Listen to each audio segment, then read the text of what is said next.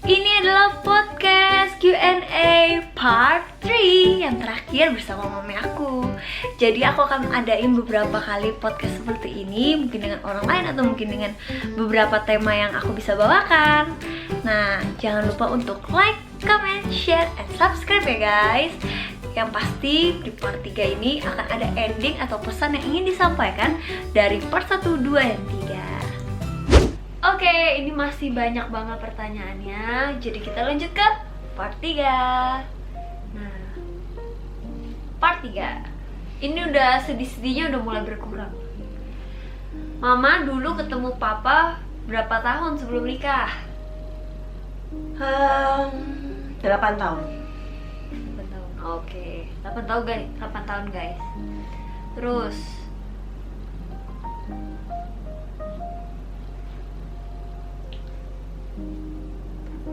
apa pengalaman hidup yang paling berkesan? Pengalaman hidup paling berkesan itu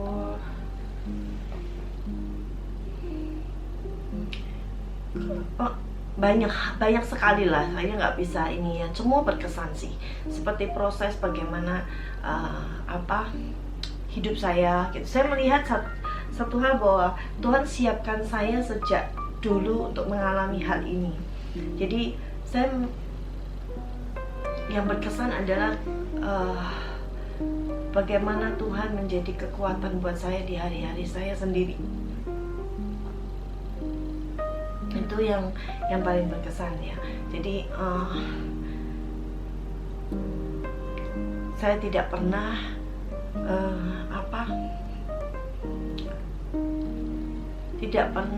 semua yang terjadi itu sangat-sangat berkesan. Dan hari-hari saya melihat bahwa sebenarnya Tuhan sedang memproses saya dengan satu permukaan.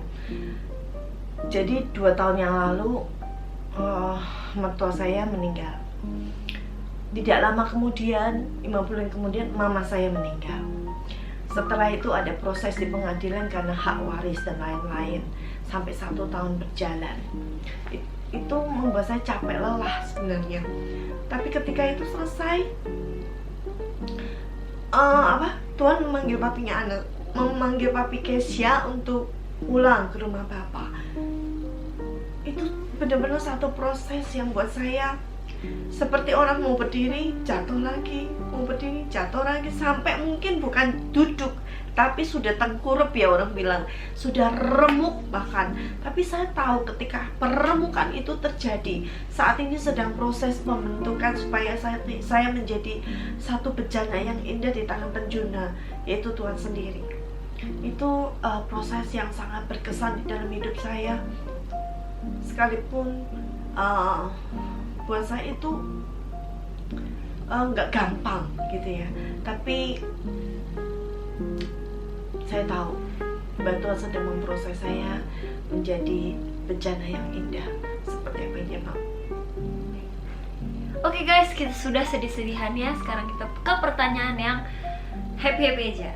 Pas kecil Kak Kesia bandel nggak? Terus suka nangis dan ngeselin nggak? Katanya tante. Enggak, kalau bandel Kesia tuh enggak. Kesia tuh enggak bandel. Kesia tuh anak yang Diem. memang dari kecil sudah taat gitu ya. Dia nurut dan enggak banyak ini sih, dia enggak terlalu banyak macam-macam ya.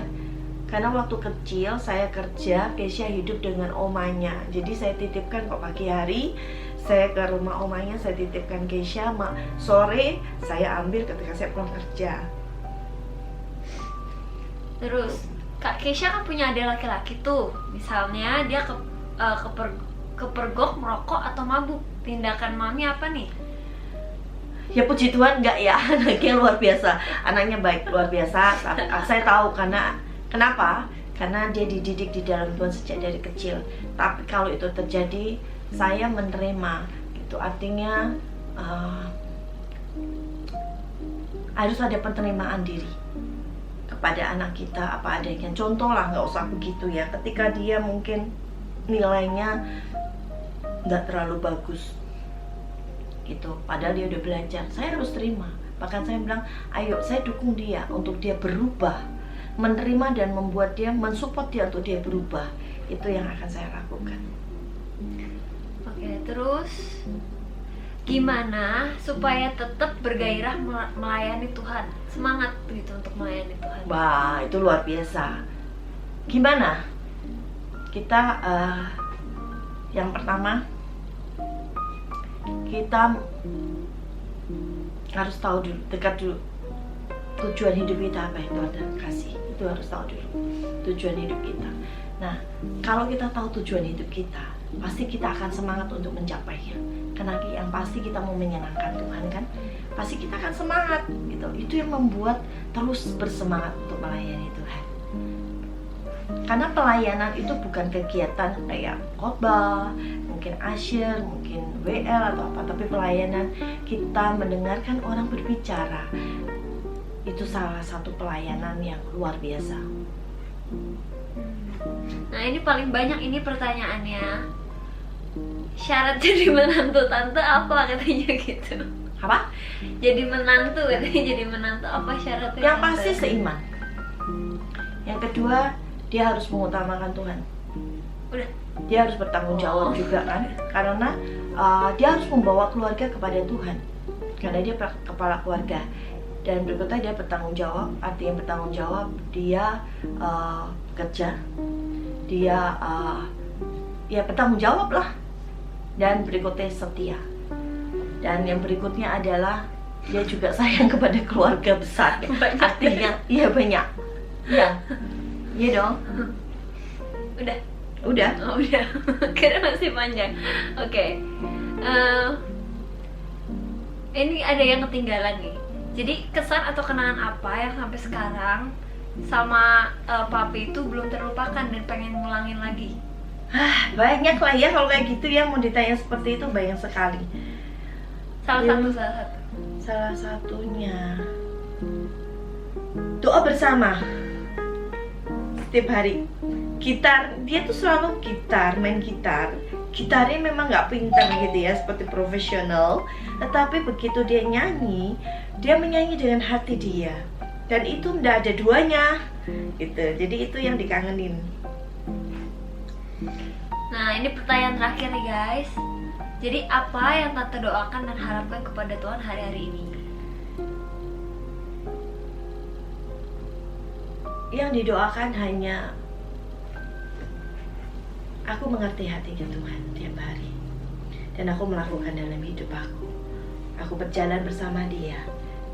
Otomatis kalau berjalan sama dia, hatinya dia kan buat jiwa-jiwa. Otomatis saya juga punya hati buat jiwa-jiwa dan memberkati banyak orang, memberkati bangsa ini, bahkan dimanapun saya berada. Gitu guys. Nah, ini pertanyaan terakhir dari netizen, belum pertanyaan terakhir dari Keisha. Kalau dari aku nih, di balik seluruh kedukaan itu, sebutkan dan jelaskan 3 hal yang Mami lihat bahwa Tuhan itu bekerja, Tuhan itu tetap baik, tetap sayang sama Mami, walaupun mungkin nggak bisa mengembalikan sukacita itu menjadi penuh, tapi ya perlahan gitu proses. Nah, itu ada nggak tuh 3 hal? 3 hal apa? Maksudnya peristiwa? Iya, peristiwa dimana Tuhan itu bekerja atas hidup Mami, walaupun dukanya tuh lagi banyak banget gitu. Oh, sebenarnya banyak. Cuma satu-satu agak repot, gitu ya. Nah, waktu saya mengurus surat-surat, banyak surat yang harus diurus ya. Ketika seseorang meninggal tuh banyak sekali, gitu ya. Itu saya melihat Tuhan menyertai saya satu demi satu.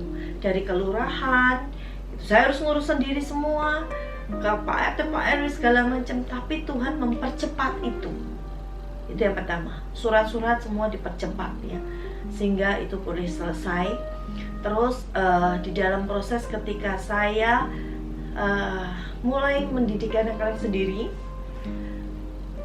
saya melihat Tuhan, karena dia adalah kepala keluarga saya sekarang. Jadi saya melihat bahwa Tuhan yang memperhatikan anak-anak saya. Dia memperhatikan setiap kami. Artinya saya melihat, wah Tuhan luar biasa deh. Kadang gak terpikir tapi Tuhan memberikan. Dan di hari-hari ini ketika saya berdoa, jawabannya begitu cepat. mungkin jawabannya nggak sesuai dengan saya mau, sesuai dengan rencana Tuhan, tapi begitu cepat Tuhan berikan. Dan yang ketiga, hal terkesan adalah ketika itu saya ingat Desember ya, saya mau persiapan, waktu itu kita mau pergi ke Eropa karena sudah indennya udah lama gitu, tidak tahu akan kejadian ini, jadi kita meneruskan pergi ke sana. Ketika itu saya ingat itu tanggal 18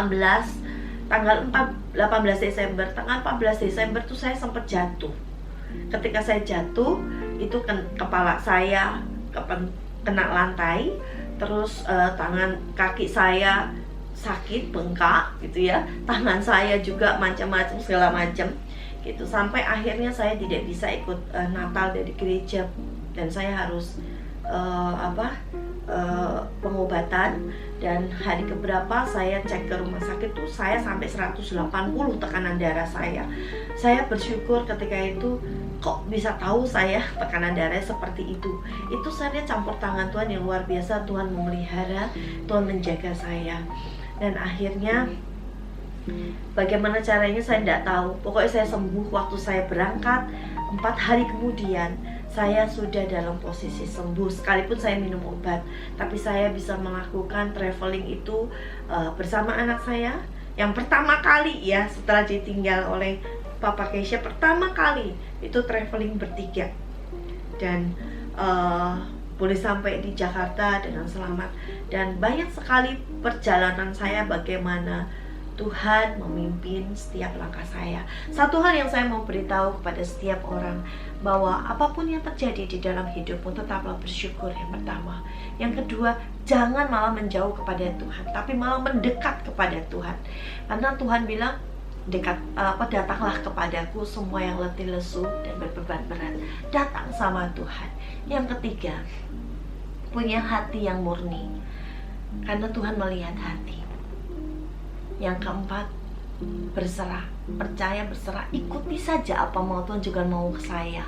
Ini artinya ketika mungkin jiwa kita merasa sedih, jangan terus diikutin, karena itu membuat kita depresi, stres, dan akhirnya kita melakukan hal-hal yang tidak benar.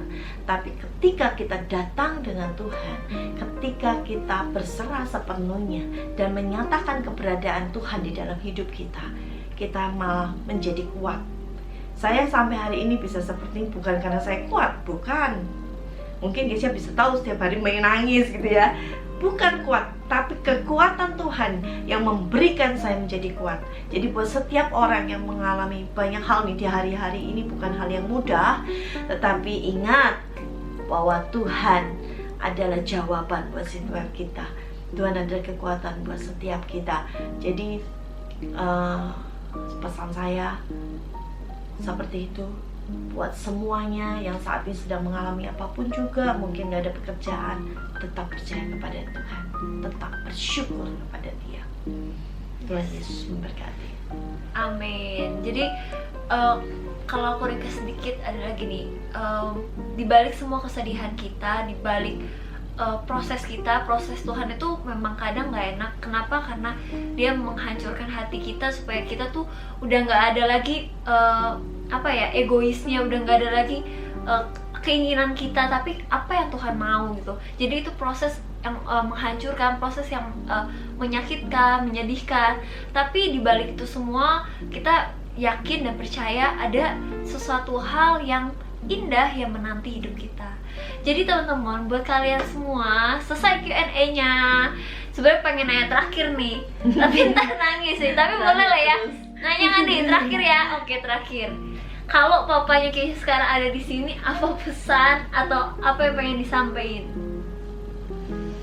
Udah nih jelas. Terima kasih. Waduh.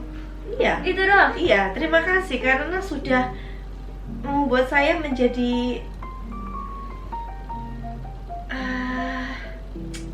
orang yang kuat gitu loh. Orang yang semakin dekat sama Tuhan. Tuh. Udah. Udah. Kira akan mewah kayaknya. Oke, semuanya thank you semuanya yang udah dengerin. Jangan lupa kalian untuk like, comment, subscribe, dan share ke teman-teman. Siapa tahu cerita hidup mami aku bisa memberkati banyak orang, karena kita yakin apa yang kita alami bersama Tuhan itu nggak pernah ada yang sia-sia, pasti akan memberikan satu dampak juga buat orang lain yang mungkin lagi, karena lagi covid gini, ada keluarga-keluarga yang meninggalkan mereka, ya banyak hal lah ya. Jadi belajar dia tadi yang memang sampaikan, kita harus belajar selalu bersyukur dan percaya kalau Tuhan itu pasti punya yang terbaik, yang lebih dari apa yang kita doakan dan harapkan. Thank you semuanya.